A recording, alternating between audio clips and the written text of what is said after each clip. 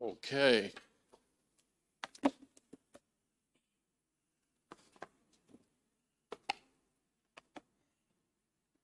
Okay, let's turn to 1 Samuel chapter number 24, please. 1 ซามูเอลบทที่24นะครับ verse 24 I'll give you the verses in a moment. Tomorrow is the birthday of Ajahn Amnoy. พรุ่งนี้เป็นวันเกิดของอาจารย์อำนวยนะครับ So you can send him a message, pray for him, คุณสามารถส่งข้อความหรืออธิษฐานเผื่อเขา and encourage him. หนุนใจเขา Also, when I am away for the next little while, ในช่วงที่ผมไม่อยู่นะครับ please encourage Ajahn Amnoy while I'm not here, และพยายามหนุนใจอาจารย์อำนวยระหว่างที่ผมไม่อยู่ because I'm not here to do that. เพราะผมไม่ได้อยู่เพื่อจะหนุนใจเขา And even though we will talk, แม้กระทั่งเราคุยกันทางโทรศัพท์ just please encourage him as he does the work of God. หนุนใจเขาระหว่างที่เขารับใช้พระเจ้า His family is planning to take a holiday. แต่ครอบครัวของอาจารย์ก็แผนที่จะมีวันหยุด So I always say to him, ผมบอกกับเขาเสมอว่า when I go away, เวลาผมไม่ได้อยู่ that's your time to นั่นคือช่วงเวลาที่คุณ take a holiday, สา do มารถที่จะ whatever. พัก Because when I get back, เวลาผมกลับมา everything has to keep going. มันมีหลายอย่างที่ต้องทำ So you'll notice that we're building the fence out there. และพี่น้องเห็นว่าเรากำลังสร้างกำแพงนะครับ So the cost on that was Nung Lan Ha. กำแพงนั้นราคา1.5 ล้าน Just so you know, just for that. แค่กำแพงฝั่งเดียวครับ When that is finished, พอเสร็จ in about 2 months, I think, or ประ 3 มาณสัก months, 2 เดือนนะครับ we're starting a new building over here, เราก็จะสร้างอาคารที่พักตรงนี้ which will be another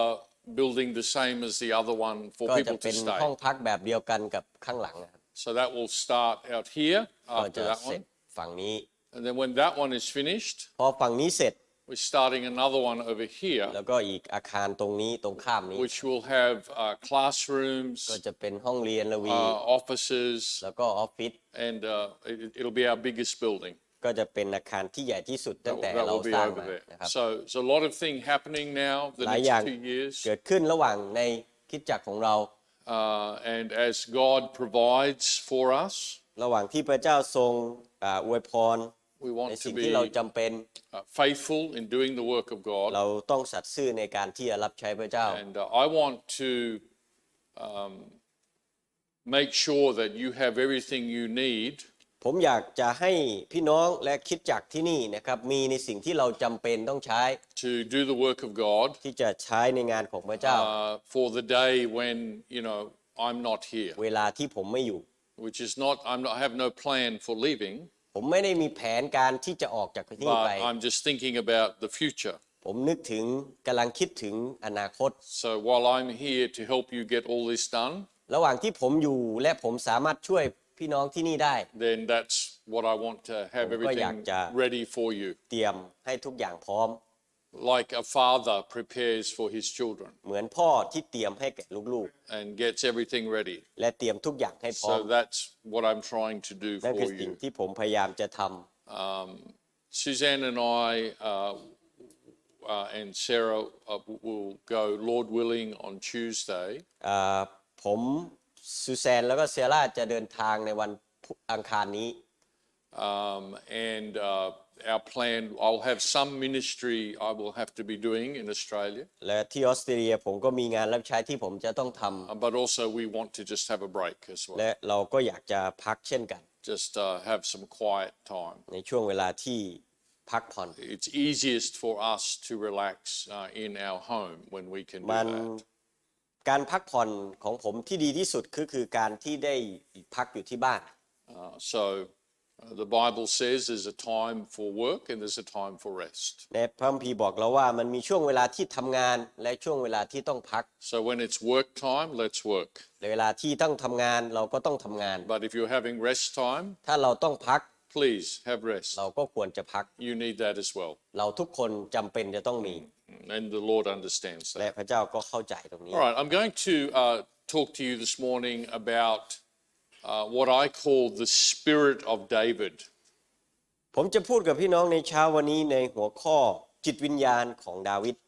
David is considered the greatest king Israel ever had. ดาวิดเป็นกษัตริย์ที่ยิ่งใหญ่และดีที่สุดที่อิสราเอลเคยมีมา All the other kings were measured according to David's standard. และกษัตริย์องค์อื่นนะครับทุกคนก็จะถูกเปรียบเทียบกับดาวิด Israel believed that David set the standard of what the king should be. และอิสราเอลก็วางมาตรฐานไว้ในมาตรฐานของกษัตริย์ดาวิด And David is an interesting person to study. และดาวิดเป็นคนที่น่าสนใจในการศึกษา We know more about him than any of the other kings. เรารู้จักดาวิดมากกว่าและได้รู้เกี่ยวกับชีวิตของดาวิดมากกว่ากษัตริย์องค์อื่น More is said in the Bible about him และในพระคัมภีร์ก็พูดถึงดาวิดมากกว่า than any of the others. มากกว่าคนอื่น And so to understand him, ในการที่จะเข้าใจดาวิด you would really have to study his whole life, เราต้องศึกษาตลอดชีวิตของเขา which you can do. ซึ่งเราสามารถทำได้ It is in the Bible to ซึ่ง do. อยู่ในพระคัมภีร์ที่เราสามารถศึกษาได้ But I want to just share with you a few things from his life ผมอยากจะแบ่งปันกับพี่น้องในบางส่วนนะครับในชีวิตของดาวิด that showed him as a godly person ที่สำแดงให้เราเห็นว่าเขาเป็นคนของพระเจ้า and show the things that he did that God was pleased with. และสิ่งที่เขากระทำและเป็นที่พอพระทัยของพระเจ้า The idea being that we would do those things also. นั่นไอเดียก็คือที่พวกเราจะเป็นเหมือนอย่างดาวิดเช่นกัน Learn from godly people. เรียนรู้จากคนของพระเจ้า Every person, even every believer on earth ทุกคนที่เชื่อในพระเจ้าในโลกนี้ will not be perfect. จะไม่มีใครสมบูรณ์แบบ There will always be some things that are not so good. และก็จะมีบางอย่างที่ไม่ค่อยดี So you don't have to copy that. เราไม่จำเป็นต้องไปเรียนแบบตรงนั้น But look for the good things in their life แต่เราเรียนรู้ในสิ่งที่ดีในชีวิตของเขา that are good and God things และเป็นสิ่งที่ดีและเป็นแบบอย่างของพระเจ้า and learn from that เรียนรู้จากเขา and try to be like that. และพยายามที่จะเป็นแบบเขา Does that make sense? พี่น้องเข้าใจไหมครับ That's the way you should look at anyone. และนั่นคือสิ่งที่พวกเราจะต้องมอง Learn from the good things, เรียนรู้จากทุกคนที่ในทางที่ดี but you don't need to say anything about other things. เราไม่จำเป็นต้องไปพูดถึงสิ่งที่ไม่ดี God will work that out. God พ will ระเจ้า take จะ care เป็ of นคน that. กระทำในสิ่งเหล่านั้น Does that make sense? เข้าใจไหมครับ That's the best way to live. นั่นคือทางที่ดีที่สุดที่เราควรดำเนินชีวิต To rejoice in good things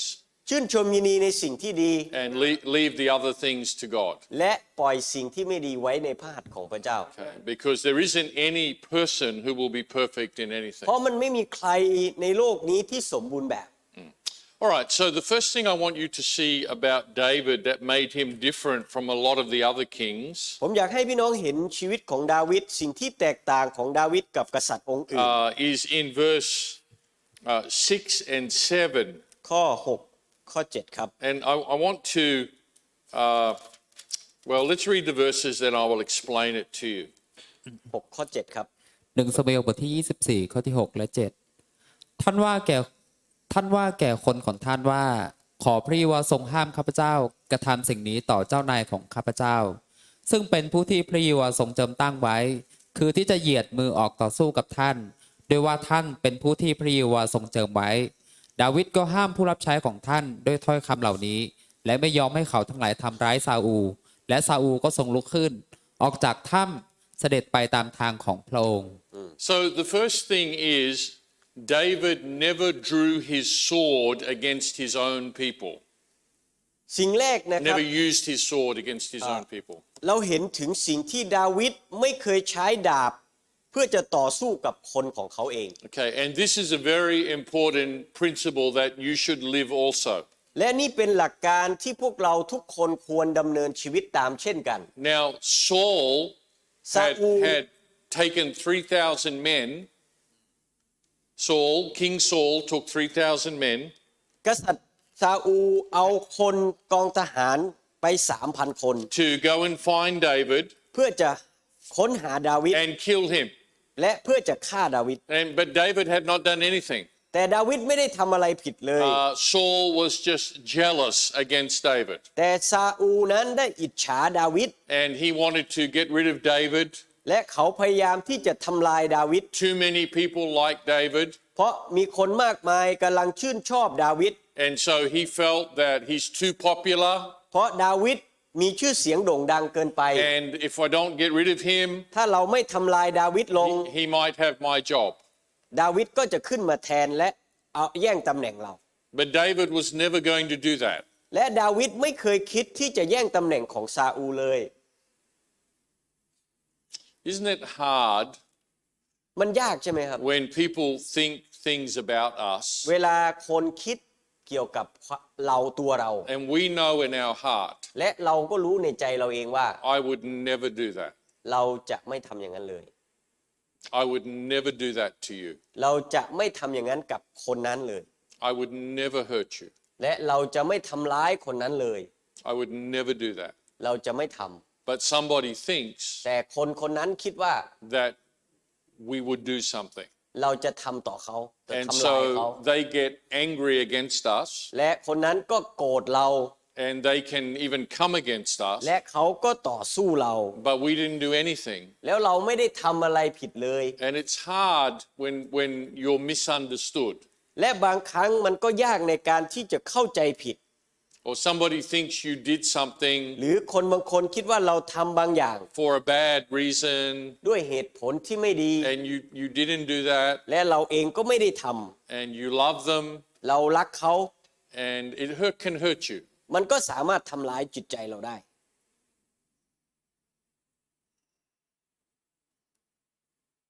You know, when your enemies accuse you of, when the people who don't like you accuse you of doing something, เวลาที่ศัตรูของเรากล่าวหาเราหรือกล่าวโทษเราในสิ่งที่เราไม่ได้ท you know, up to them, really, what can you do? ำบางครั้งมันก็ยากที่เราจะแก้ไขอะไรได้ But when somebody you love แต่ถ้าเป็นคนที่เรารัก accuses you of something, แล้วกล่าวหาว่าเรา that really hurts. สิ่งนั้นก็เจ็บปวด ใช่ไหม?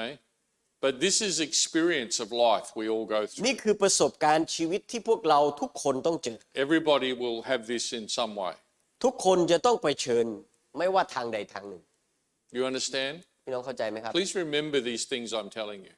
ให้พี่น้องจำไว้ในสิ่งที่ผมบอกพี่น้ Because อง this will happen to you. มันจะเกิดขึ้นกับพี่น้อง Your husband will say to you, สามีเราจะบอกว่า you know, you did this for this reason. คุณทำอย่างนี้เพราะเหตุผลนี้ And you know และเราก็รู้ that's not true. I did not. มันไม่จริงและเราก็ไม่ได้ I don't even think that way. เราไม่ได้คิดแบบนั้นด้วย I ซ้ love you, ำเรารักเขา but they don't always understand. แต่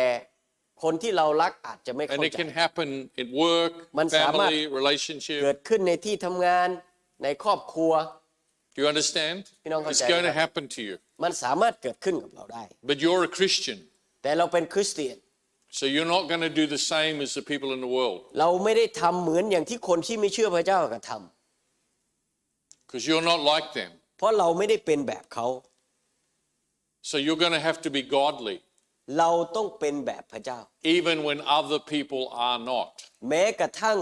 คนอื่นไม่ได้เป็นแบบพระเจ้า And the spirit of David was, จิตวิญญาณของดาวิดก็คือ even though Saul is trying to hurt me, แม้กระทั่งซาอูลพยายามทำร้ายดาวิด I will not hurt him. แต่ดาวิด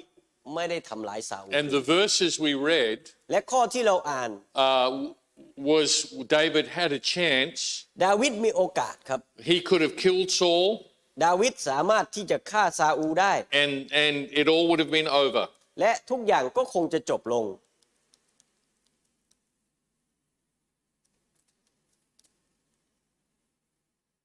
In verse 4, ในข้อที่4ครับ the men of David said, คนของดาวิด you know, this is your chance. บอกว่านี่คือวันเวลาของพระองค์ God has given you an opportunity to get him. พระเจ้ามอบเขาไว้ในมือของพระองค์แล้ว But God wasn't doing that. That wasn't God. แต่ไม่ใช่พระเจ้าที่ It was a test แต่เป็นการทดสอบ to see what David would do. ว่าดาวิดจะตอบสนองยังไง The opportunity was there, โอกาสอยู่ตรงนั้น but it was a test. แต่เป็นการทดสอบ Do you understand that? And พี่น้องเข้าใจไหมครับ so David in verse number 6ในข้อที่6ดาวิด said, God forbid that I would do that, ขอพระองค์ทรงห้ามข้าพระองค์ที่จะกระทำอย่างนี้ because he's the Lord's anointed. เพราะพระองค์เพราะเจ้านายของข้าพระองค์เป็นผู้ที่พระเจ้าทรงเจิมตั้งไว้ Do you understand? พี่น้องเข้าใจไหมครับ David said, God put Saul on the throne. พระเจ้าเป็นคนเจิมตั้งซาอูลขึ้น Whether he's good or whether he's bad, God put him there. ไม่ว่าซาอูลจะดีหรือไม่ดีพระเจ้าเป็นคนเจิมเขาไว้ And I will not lift my hand against the person of God. และเราจะไม่เป็นคนที่เอามือของเราเพื่อจะไปต่อสู้กับคนของพระ That's เจ้า what he said. นั่นคือสิ่งที่ Whether he's ดาวิด good or whether he's bad, he's the one God put there. ไม่ว่าเขาจะดีหรือไม่ดีพระเจ้าเป็นคนเจิมตั้งเขาไว้ And I will not move my hand against him. และเราจะไม่ใช้มือของเราในการต่อสู้กับคนของพระองค์ That's what he said in verse 6. ในข้อ6ครับ I will not stretch my hand against him. และข้าพเจ้าจะไม่เหยียดมือออกต่อสู้ท่าน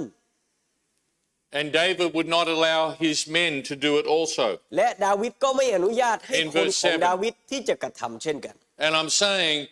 David never used his sword to hurt his own people. Never. ดาวิดไม่เคยใช้ดาบของตนเองในการที่จะฆ่าคนของตนเอง And the lesson is this: บทเรียนก็คือ Christians should Christian. never hurt Christians. คริสเตียนไม่ควรทำลายคริสเตียนเอง Because if they are a true Christian, ถ้าเขาเป็นคริสเตียนจริง they are the children of the Lord. ๆเขาก็คือลูกของพระเจ้าเหมือนกัน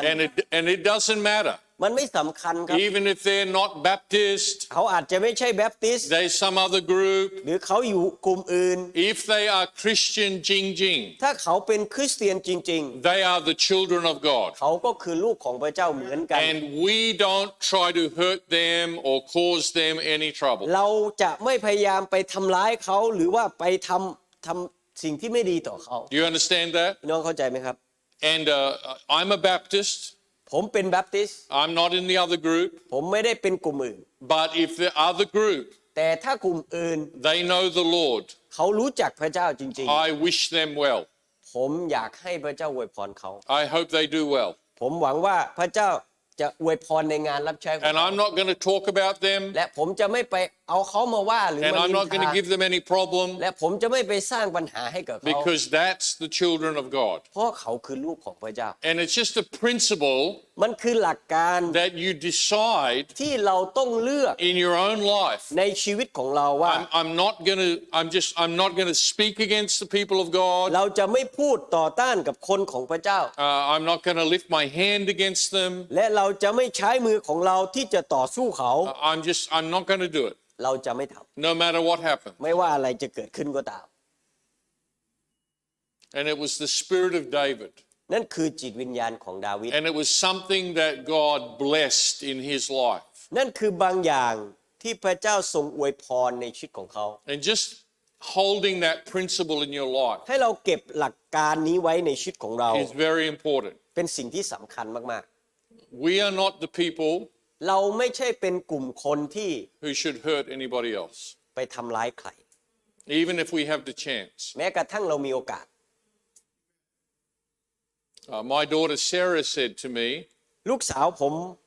เซล่าบอกว่า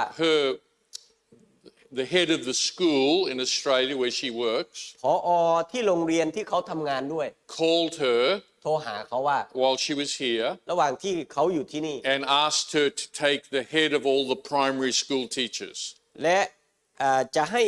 เซล่าเป็นผู้จัดการเหนือครูทั้งหมดที่อยู่ที่นั่น And said, you have been recommended by the principal of the school คุณถูกเลือกโดยผอ.ที่โรงเรียน and we want you to take the job. เราอยากจะให้คุณรับตำแหน่งนี้ And they talked to her about that. และเขาก็คุยกับเซล่า But her concern was แต่สิ่งที่เซล่ากังวลก็คือ that she had a friend เขามีเพื่อน who is also a teacher at the school ที่เป็นครูที่นั่น who wants that job, ที่อยากจะได้ตำแหน่งนั้น but they haven't offered it to her. แต่ผอ.ไม่ได้เลือกเขา And Sarah has even said, แต่เซราก็บอกว่า well, she would be a good one for this เขา job. คือเพื่อนของเซราจะเป็นคนที่ดีกว่าเซรา But they said, no, แต่เขาบอกผอ.บ want อ you กว่า to do it. ไม่คุณดีกว่าเขา But the spirit of a Christian is, จิตวิญญาณของคริสเตียน this is my friend, นี่คือเพื่อนของเรา and I don't want to hurt them. เราไม่อยากจะทำร้ายเพื่อนเรา And I will even give up something เรายอมที่จะเสียสละบางอย่าง to take care of ที่ them. จะดูแลเขา Do you understand? เข้าใจไหมครับ What I'm saying is thinking that way is a good way to การ think. ที่คิดแบบนั้นน่ะเป็นความคิดที่ Now, ดี she may get the position, เขาอาจจะได้ตำแหน่ง and she said, Dad, what will I do? แล้วถ้าเซราได้ขึ้นย้ายตำแหน่งจริง ๆ แล้วเซราถามพ่อว่าพ่อหนูควรทำยังไง I say, you talk to your friend คุณไปคุยกับเพื่อน and ก่อ you น just explain อธิ clearly. บายให้เขาเข้าใจ You know, I didn't ask for the job. ฉันไม่ได้พยายามที่จะขึ้นไปเลื่อนตำแหน่ง In ด้วย fact, ตัวเอ I ง recommended you แต่ฉันน่ะแนะนำผอ.ด้วยว่าให้คุณน่ะขึ้น and ตำแหน่ง just ดีกว่า you just try to be clear. และพยายามที่จะเข้าใจ But Christians, แต่จิตวิญญาณของคริสเตียน we don't want to hurt anybody. เราไม่อยากจะทำร้ายใคร We don't want to hurt them at their job. เราไม่อยากจะทำร้ายในการงาน Sometimes I've been in a shop บางครั้งผมไปที่ร้าน or a restaurant, หรือร้านอาหาร and it's the people serving are really terrible, และ bad service. คนที่เสิร์ฟก็เสิร์ฟไม่ดีครับ บริการ And ไม่ I ดี want to tell their boss, ผมอยากจะบอกเจ้านายเขา you know, this person is. ว่าคนเนี้ยบริการไม่ดี But I stop myself. และหลายครั้งผมก็บอกตัวเองว่า I don't want to hurt that other ผม person. ไม่อยากจะทำร้ายเขา Maybe they just have a bad day. วันเนี้ยเขาอาจจะไม่ใช่วันที่ดีของเขาก็ได้ Maybe they broke up with their หรือ family. เขาอาจจะเพิ่งเลิกกับแฟน Maybe their father died. หรือพ่อเขาเสีย Maybe they're having fighting with their husband at home. I หรือ don't know. เขาอาจจะทะเลาะกับสามีมาแล้วก็มาทำงาน Can always be reasons. มันอาจจะมีเหตุผลก็ได้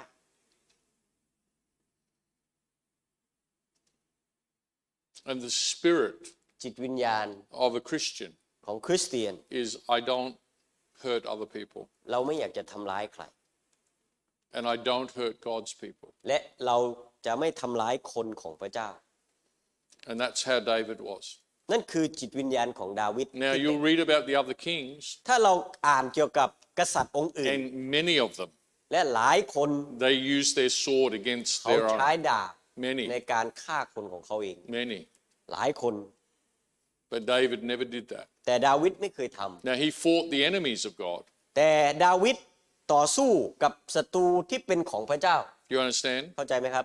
He stood up for God, และยืนหยัดเพื่อพระเจ้าต่อสู้เพื่อพระเจ้า but he would never hurt the people of God. แต่ไม่เคยชักดาบเพื่อจะฆ่าคนของพระ And เจ้า just, it's a principle to live by. มันเป็นหลักการที่เราทุกคนจะต้องใช้ And นำมาใช้ในชี you'll วิต be ของเรา pleased if you do. ถ้าเราเป็นแบบนั้นและยึดหลักการนี้ในการดำเนินชีวิตเราจะได้รับพระพร Yeah, I think about people who steal motorcycles. ผมนึกถึงคนที่ขโมยมอเตอร์ไซค์ And what they do to other people. แล้วเขาทำอะไรที่เกิดขึ้นกับคนอื่น And the judgment they will face one day for that. และการพิพากษาที่เขาจะต้องรับในวันนั้น And the judgment การพิพากษา will not just be stealing a motorcycle. โทษของเขาไม่ใช่แค่ขโมยมอเตอร์ไซค์เท่านั้น Okay, but here's an example, ตัวอย่าง one I read recently. ผมเพิ่งอ่านไม่นานนี้ A girl มีผู้หญิงคนหนึ่ง worked a job. ทำงาน She got 9,000 baht a month. เขาได้เงินเดือน 9,000 She rented a room เขาเช่าห้อง for 2,500. ค่าห้องประมาณ She had a motorcycle 2,500 เขาซื้อมอเตอร์ไซค์คันหนึ่ง that she's paying off. ที่เขาจะต้องจ่ายทุกเดือน She needed the motorcycle to get to work. เขา and จำ get เป็น back. ต้องเอาใช้มอเตอร์ไซค์ไปที่ทำงาน Every month was hard for her already. ทุกเดือนมันก็ค่าใช้จ่ายมันก็ยากแล้ว It was already a hard life. มันก็เป็นชีวิตที่ยากลำบากแล้ว Then one night, แล้ววันหนึ่ง somebody stole her motorcycle. มีคนขโมยมอเตอร์ไซค์เขา How do you think she felt? คุณคิดว่าเขารู้สึกยังไง Think she cried? คุณคิดว่าเขาร้องไห้ไหม Do you think she might have said, เขาอาจจะคิดว่า I can't take it anymore? ไม่สามารถที่จะรับกับสิ่งที่เกิดขึ้นได้อีกแล้ว Life is already hard. ชีวิตมันก็ยากลำบากอยู่แล้ว Now this happened to me. แล้วสิ่งนี้ก็เกิดขึ้นกับฉันอีก And she tells her boss, และผู้หญิงคนนั้นก็บอก says, เจ้านาย sorry, I was late today. Somebody stole my วั motorcycle. นเนี้ยหนูมาสายเพราะว่ามีคนขโมยมอเตอร์ไซค์ And the boss says to her, เจ้านายบอกว่า I don't care about your personal life. ฉันไม่สนใจหรอกว่าชีวิตของคุณเป็นยังไงบ้าง I อะไร don't เกิ want, ด I ขึ้น don't want to know. ฉันไม่อยากจะได้ยิน Just come to work on time. คุณต้องมาทำงานตรงเวลา Now, what I'm saying is, can you see สิ่งที่ผมพยายามจะให้พี่น้องเห็นก็คือพี่น้อง that เห็นไหม person ครับ who ว่า stole the motorcycle, คนที่ขโมยมอเตอร์ไซค์ของเขาไป what they did? ว่าสิ่งที่เขาทำที่มีผลกระทบต่อคนอื่น It's มีอะไร not บ้าง just stealing a motorcycle. ไม่ใช่แค่ขโมยมอเตอร์ไซค์เท่านั้น It's all the hurt you caused. และความเจ็บปวดที่คุณทำร้ายเขา And what if she said, ถ้าผู้หญิงคนนั้นบอกว่า I can't bear this anymore. ฉันไม่สามารถแบกรับกับภาระที่เกิดขึ้นปัญหาที่เกิดขึ้นได้อีกแล้ว And she went and jumped off the bridge. แล้วเขาไปกระโดดสะพาน She said, I ตาย can't bear it anymore. แล้วเขายอมรับไม่ได้แล้ว The person who stole the motorcycle คนที่ขโมยมอเตอร์ไซค์ has done much more damage than they understand. เขาได้ทำลายชีวิตของคนคนหนึ่งมากกว่าที่เขาคิดว่าเขาได้ทำ And there will be judgment for that. และการพิพากษาลงโทษที่มาจากพระเจ้าก็จะมากกว่าในชีวิตของคนคนนั้น And I'm saying ผมกำลังบอกพี่น้องว่า Christians คริสเตียน don't hurt people. อย่าทำร้ายคนอื่น Don't make it hard for someone else's อย่า life. สร้างความยากลำบากให้แก่ชีวิตคนอื่นมากไปอีก Don't add to their burden. อย่าไปเพิ่มภาระให้แก่เขามากขึ้นอีก Don't make it more difficult for them. อย่าทำให้มันลำบากมากขึ้นไป Be careful what you do. ระวังในสิ่งที่เรากระทำ Because in 2 years' time, อาจจะ2 ปีผ่านไป something really bad will happen to you. อาจจะมีสิ่งที่แย่ที่สุด You listen, เกิดขึ้นกับคุณ and you'll think, why? แล้วคุณคิดว่าทำไมล่ะ What I do? ฉันทำอะไรผิด You, อธิษฐานเพื่อผม อธิษฐานเผื่อฉันด้วย What I do? ฉันทำอะไรผิด And God will say, พระเจ้าจะบอกว่า I know what you did. ฉันรู้ว่าคุณทำอะไร พระเจ้ารู้ว่าคุณทำ You forgot, แต่คุณลืม but I didn't forget. แต่พระเจ้าไม่เคยลืม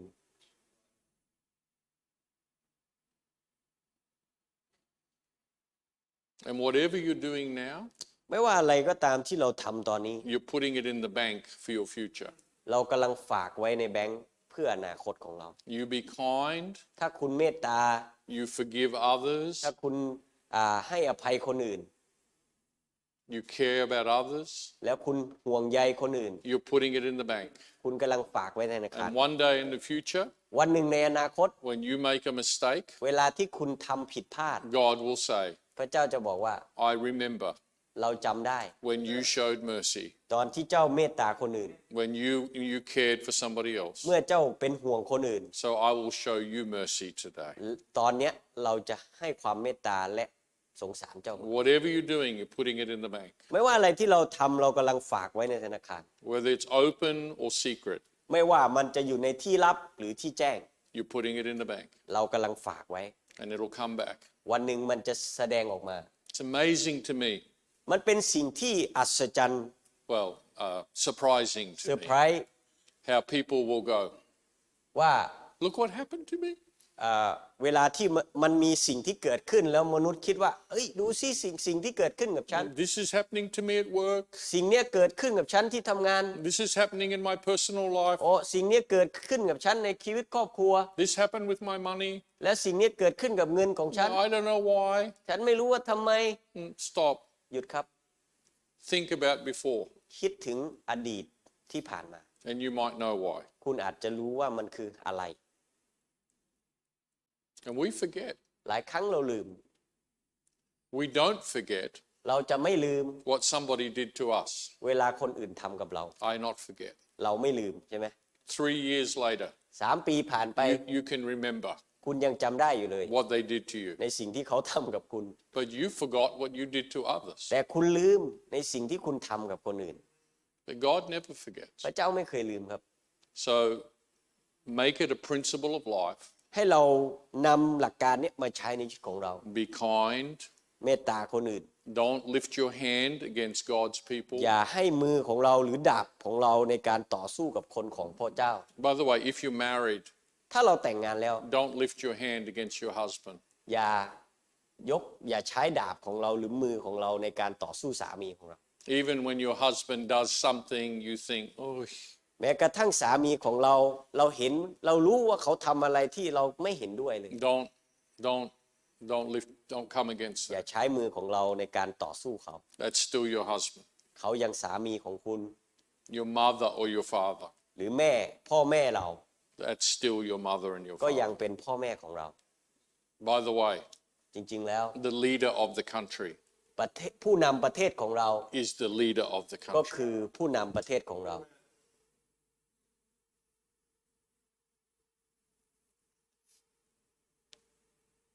Curtis told me เคอร์ทิสบอกผมว่า that he went to a movie in Chiang Mai last week, เขาไปดูหนังที่เชียงใหม่ and it said, "Please stand up." พอมันจะมีเพลงที่ให้ทุกคนยืน And ขึ้น you know the song I'm คุณรู้ talking จัก about. เพลงใช่ไหมครับ And only one person stood up, มีคนเดียวที่ยืนขึ้น and that was Curtis. ก็คือเคอร์ติส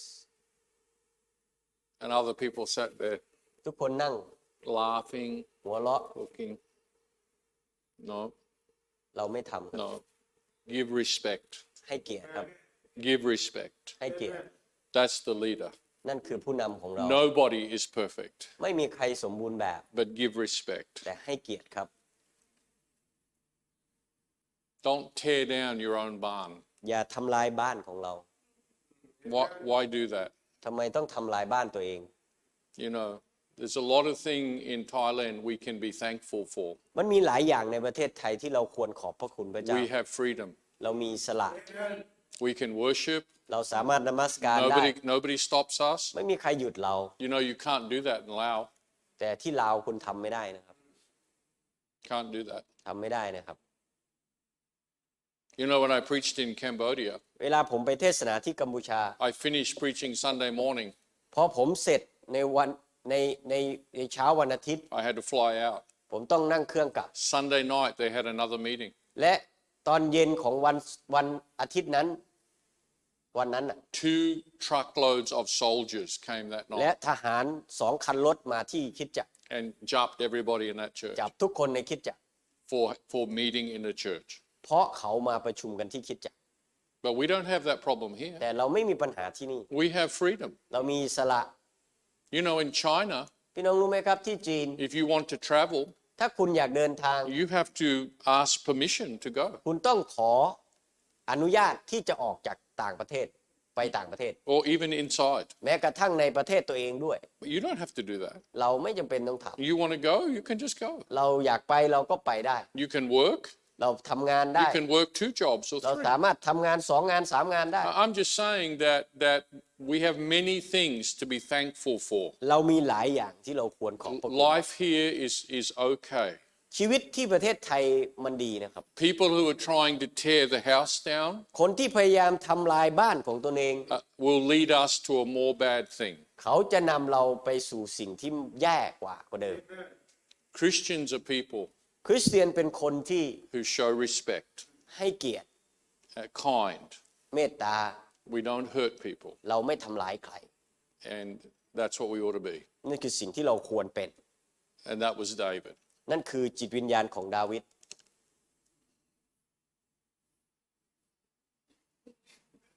I think I'll stop. เดี๋ยวเราหยุดไว้แค่นี้ก่อน I think I've said enough ผมคิดว่ามันน่าจะพอสำหรับวันนี้ that we can think about ให้เราคิด and remember. ที่จะจำไว้ And we can pick this up another time. แล้วพระเจ้าเมตตาเรามาดูต่อ But let's make sure that we are respectful ให้เราแน่ใจว่าเราให้เกียรติ to all leaders, กับผู้นำทุกคน to everybody who's over us. ทุกคนที่อยู่เหนือเรา I always say to people, ผมบอกกับทุกคนเสมอว่า I cannot worship what you worship. ผมไม่สามารถนมัสการในแบบที่คุณนมัสการได้ I cannot do that. ผมไม่สามารถทำได้ But แต่ว่า I can respect you แต่ผมให้เกียรติคุณ and be kind to you และเมตตาคุณ and love you และดีต่อคุณและรักคุณได้ and want a good thing for you. อยากให้คุณได้สิ่งที่ดี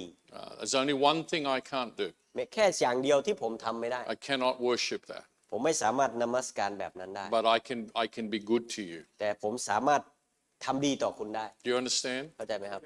And that's what we ought to be. นั่นสิ่งที่พวกเราควรเป็น True Christians คริสเตียนจริง have never been a problem to any country ๆไม่ได้มีปัญหาต่อประเทศใดเลยครับ because they don't try to เพราะเขาไม่ได้พยายามที่จะทำลายหรือสร้างปัญหาให้ใคร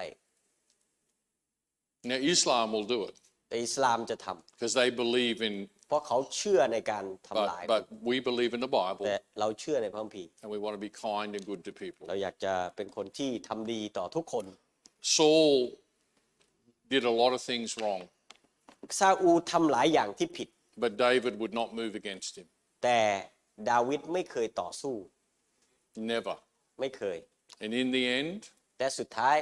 God lifted David up พระเจ้ายกดาวิดขึ้น and it was God และพระเจ้าเป็นคนทำ and God blessed him. และพระเจ้าอวยพรเขา If you have a problem at home, ถ้าคุณมีปัญหาที่บ้าน pray about it. อธิษฐาน If your leader ถ้าผู้นำของเรา is not seeing something เขา or ไม่เห็นบางอย่าง just pray, อธิษฐานเผื่อเขา just pray. อธิษฐานเผื่อเขา That's the best thing to do. นั่นคือสิ่งที่ดีที่สุดที่เราทำได้ Okay, Ajahn.